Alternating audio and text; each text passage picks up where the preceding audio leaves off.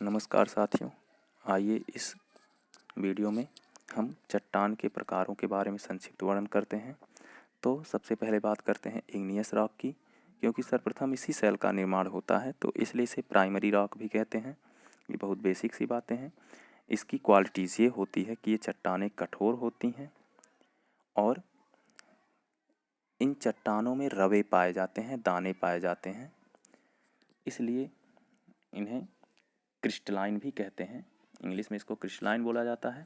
और कभी कभी जब मैग्मा बहुत तेज़ी से यानी रैपिडली कूल होता है, ठंडा होता है, तो उस समय जो इनकी जमने की गति होती है वो बहुत तीव्र होती है, तो इस वजह से कणों का जो बनना होता है वो पूरा नहीं हो पाता है। तो फलस्वरूप या तो रवे होते ही नहीं हैं या होते भी हैं तो बहुत ही बारीक होते हैं, जिनको हम बिना किसी यंत्र की सहायता से नहीं देख पाते हैं। तो ऐसे में अगर देखा जाए तो आग्नेय शैलों को हम क्रिस्टलाइन और नॉन क्रिस्टलाइन दोनों ही रूप में पाते हैं। और इन शैलों में किसी प्रकार का कोई परत नहीं होता है, यानी ये विदाउट लेयर्स होती हैं, इसमें लेयर्स नहीं पाए जाते हैं। एक और महत्वपूर्ण बात है आग्नेय शैलों की कि इसमें किसी प्रकार के फॉसिल्स नहीं पाए जाते हैं। इसमें किसी प्रकार के फॉसिल्स यानी जीवाशेष नहीं पाए जाते हैं। और आपको पिछले वीडियो में मैंने बताया था कि अक्योरेंस के आधार पे, उत्पत्ति के आधार पे भी इनका वर्गीकरण किया गया है। इंट्रूसिव इग्नियस रॉक यानी अंतः निर्मित आग्नेय शैल और एक्सट्रूसिव इग्नियस रॉक यानी बाह्य निर्मित आग्नेय शैल। तो अंतः निर्मित आग्नेय शैल में अगर देखें तो दो प्रकार होते हैं इसके, प्लूटोनिक इग्नियस रॉक यानी पातालीय आग्नेय शैल और हाइपैबेसल यानी मध्यवर्ती आग्नेय शैल। तो पहले पातालीय आग्नेय शैल के बारे में जानते हैं। पातालीय आग्नेय शैल ये धरती के अंदर बहुत गहराई में पाए जाते हैं और क्योंकि वहाँ पे तापमान बहुत अधिक होता है तो इनके ठंडा होने की जो गति होती है वो बहुत धीमी होती है। फलस्वरूप इनके रवे यानी क्रिस्टल्स जो होते हैं बहुत बड़े पाए जाते हैं, जिसमें ग्रेनाइट को जो है हम इसके एग्जाम्पल के रूप में देखते हैं। और इस प्लूटोनिक इग्नियस रॉक का नाम जो है प्लूटो के नाम पे किया गया है, जिसका अर्थ होता है पाताल देवता, यानी इन्हें हम पातालीय चट्टान भी कह सकते हैं। अब बात करते हैं हाइपैबेसल इग्नियस रॉक की, जो आग्नेय शैलों का ही एक प्रकार है। तो जब ज्वालामुखी के निकलने के समय गर्म एवं तरल मैग्मा जो है जब वो ऊपर उठता है तो धरातल में अवरोध होता है, या ये कहें कि ये वहाँ पे रुक जाती हैं, तो दरार और छिद्रों या नली में ही जमकर ठोस रूप धारण कर लेती हैं। तो ऐसे में ये जो है बीच में ही रह जाती हैं, तो इसलिए इन्हें मध्यवर्ती अंतर्जात आग्नेय शैल भी कहते हैं। अब इग्नियस रॉक के अगर एग्जाम्पल्स में देखें तो granite, dolerite, gabbro, basalt, andesite, ये कुछ इसके उदाहरण हैं जो आपको याद होने चाहिए, क्योंकि कभी कभी क्वेश्चन डायरेक्ट यहीं से भी पूछ लिए जाते हैं कि ग्रेनाइट किस प्रकार की चट्टान है या डोलोराइट किस प्रकार की चट्टान है। अब अगर बात करें इनके और प्रकारों के बारे में, तो और प्रकारों में आप इनका रासायनिक आधार पे वर्गीकरण कर सकते हैं।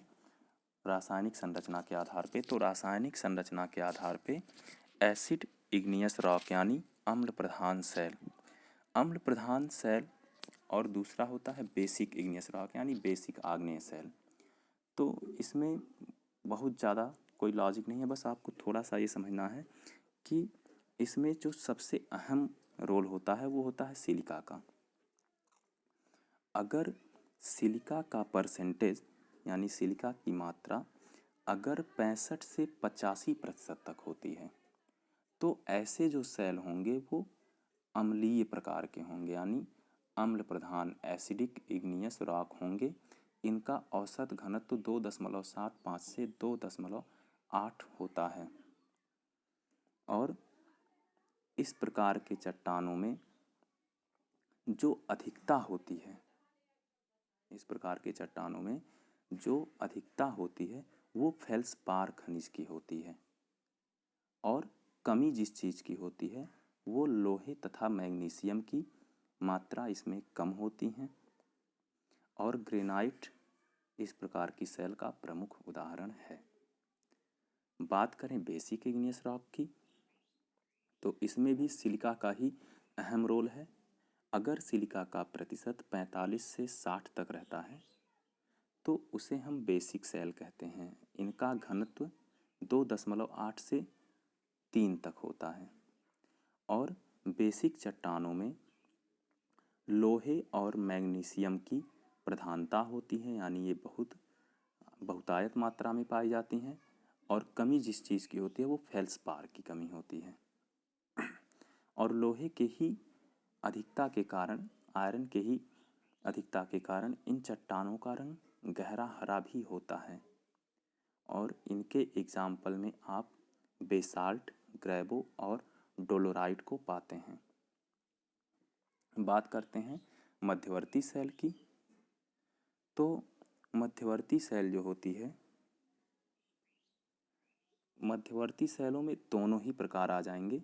इसमें कुछ मात्रा एसिड भी होती है, कुछ मात्रा बेसिक की भी होती है। तो इनके एग्जाम्पल में आप डायोराइट और एंडेसाइट को पाएंगे। अब बात करते हैं सेडिमेंट्री रॉक यानी अवसादी चट्टानों की। तो अवसादी चट्टानों का निर्माण जो होता है वो सेडिमेंट यानी अवसादों के समूहन के फलस्वरूप होता है। और जैसा कि आप जानते हैं कि एक लैटिन भाषा के शब्द सेडिमेंटम से लिया गया है, जिसका अर्थ होता है सेटिंग डाउन। तो होता क्या है, यही इग्नियस रॉक जब अपरदन या अपक्षय के फलस्वरूप यानी वेदरिंग के रिजल्टेंट के अकॉर्डिंग जब ये इनमें टूट फूट हो जाता है तो ये चट्टानें अवसादी चट्टानें होती हैं। अब इनमें होता क्या है कि अब इसके एजेंट बहुत सारे हो सकते हैं। जैसे नदियाँ भी इसकी एजेंट होती हैं, समुद्र भी इसके एजेंट्स होते हैं। तो जब समुद्रों वगैरह में ये क्या होती हैं, ये टूट फूट करके जम जाती हैं। या आप ऐसे समझ सकते हैं कि जब नदियों में बाढ़ वगैरह आता है तो बाढ़ अपने साथ बहुत सारी मिट्टी और भी कई चीज़ें जो भी उसमें होता है, पेड़ पौधे जीव जंतु, सबको ला करके किनारे पे छोड़ देती हैं। तो ऐसे में हर साल बाढ़ आती रहती है और परत दर परत इनका जमा होता रहता है। तो ऐसे में क्या होता है, इनमें परतें पाई जाती हैं, यानी ये चट्टानें जो होती हैं वो परतदार चट्टानें होती हैं। लेकिन यहाँ एक चीज़ का ध्यान रहे कि ये चट्टानें परतदार तो होती हैं, लेकिन इसमें जो है रवे नहीं पाए जाते, यानी ये रवेदार नहीं होती हैं। और अगर अवसादी चट्टानों की बात करें तो भूपृष्ठ पे यानी भूपरपटी पे सर्वाधिक क्षेत्रों में पाई जाने वाली एकमात्र चट्टानें यही होती हैं जो भूपृष्ठ का लगभग 75% कवर करती हैं। और अगर शेष 25% की बात करें तो वो आग्नेय और रूपांतरित चट्टानें ही पाई जाती हैं। लेकिन फिर भी यहाँ एक चीज़ और ध्यान देने वाली बात है कि क्रस्ट की बनावट में, यानी जो अर्थ क्रस्ट होता है उसकी बनावट में इन अवसादी चट्टानों का प्रतिशत केवल 5% का ही है। 95% भाग आग्नेय और रूपांतरित चट्टानों द्वारा बना होता है। लेकिन अब वही बात है कि ये जो अवसादी चट्टानें होती हैं ये भले ही 75% कवर करती हैं, लेकिन गहराई में अगर देखेंगे तो वहाँ पे आपको बाकी के 2 चट्टान ही मिलेंगे। अब अगर बात करें आगे इसके एग्ज़ाम्पल्स की, तो इसके एग्ज़ाम्पल में आप पाएंगे लाइमस्टोन, सेल, सैंडस्टोन, चैट इत्यादि को। तो इसको आपको बस याद रख लेना है, इसके बारे में बहुत डीप जानने की कोई ज़्यादा ज़रूरत नहीं है। अब बात करते हैं हम लोग मेटामॉर्फिक यानी रूपांतरित चट्टानों की।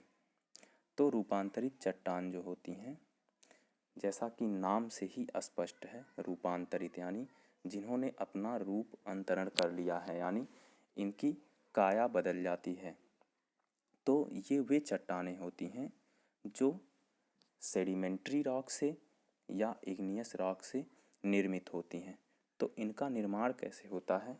जब ये बहुत अत्यधिक गर्मी में यानी हीट में, एक्सट्रीम हीट और प्रेशर के कंडीशन में पहुंच जाती हैं, यानी जब ये बहुत अंदर दबी रहती हैं तो इन पे प्रेशर बढ़ जाता है और हीट बढ़ जाता है। तो ऐसे में जिस चट्टान का निर्माण होता है वो होता है मेटामॉर्फिक रॉक। Metamorphic rock